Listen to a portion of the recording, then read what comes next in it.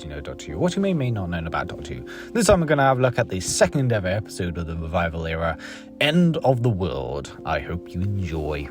This story had the most visual effects used in Series 1. As a result, it became the most costly episode. One function of this episode is to reveal that the Doctor is the last of his people. Originally, several humans were to appear, escaping on arcs. This was dropped when the complexity of the character of Cassandra was fully realised during development. This episode features the first appearance of concepts such as the psychic paper, the time wall, and the words Bad Wolf, which would go on to form a story arc throughout the series. An unaired scene would have shown the Doctor to have 9 strands of DNA instead of 1. And an allusion to his previous 8 incarnations. This episode begins with a cold open, the first time Doctor Who did this, which would soon become a standard feature. Jade was originally more tree bark-like in the face, but it was decided that she'd be a silver birch instead. The Mox of Bahoon was originally going to be animated, but this changed to a glove puppet, then full rubber suit when it was desired to be chunkier. According to March 2006 interview with Russell T Davies, he requested that this episode be broadcast back-to-back with Rose, but the request was given to the BBC too close to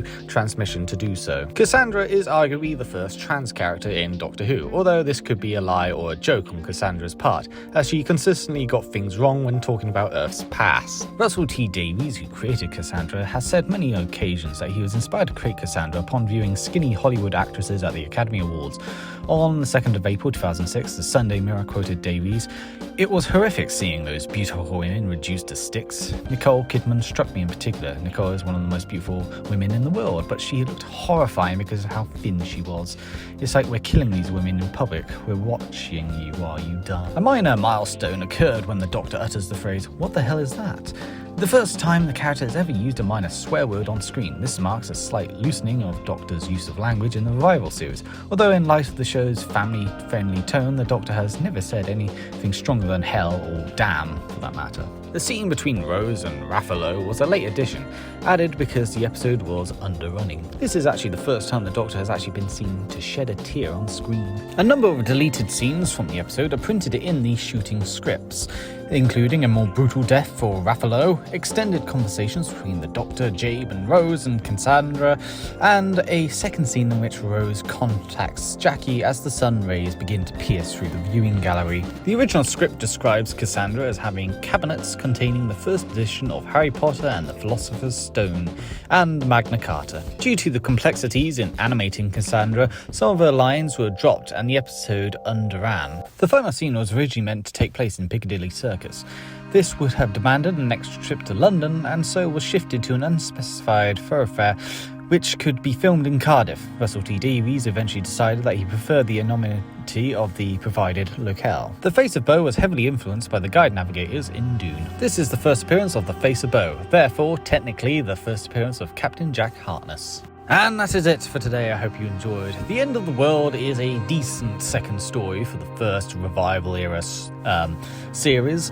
I think it does a good job at sort of showing off to new viewers of the weird and wacky aliens that you're bound to expect throughout the series. It also shows off that the Doctor can go to any point in time as well as go to any location. This episode honestly feels very much like one of those Fourth Doctor stories where he ended up in this random space station and of course has to deal with a bunch of aliens or some robotic parasite of sorts or anything like that. Think of the Ark in Space, for example, the Ark. There's 2 stories, just got the Ark in it. There's also the fact that a lot of it feels very much like a clash of old Doctor Who and new Doctor Who. You got all these weird and wacky, alien designs like tree people, for example, but then you also have this CGI creature, which is like Cassandra, for example. Cassandra herself is a very interesting character, in my opinion. I think she's a very funny character, very wonderful, brilliantly designed villain. I'm glad that they brought her back, even if the second story that she appears in is significantly weaker. This story I used to kind of sleep on because it was kind of a not so interesting story. This is one of the Series 1 stories that kind of felt not really that important, and it sort of is on the weaker scale of the Series 1 stories, but Series 1 is an excellent series overall and truly one of the best of the Revival era by a long shot. And this story is still very good in its own right. I think it's got a lot of interesting details. I will say this, it is painfully obvious, watching it again, that this is definitely a tech demo episode. And what I mean by that is, I mean by the reason for this episode's existence is to show off the technological advancements since the last time Doctor Who was on screen, showing off all the CGI and effects, etc. Some of which has not aged as well. I mean, the fans look very... the fan scene, I should say, look very, very fake.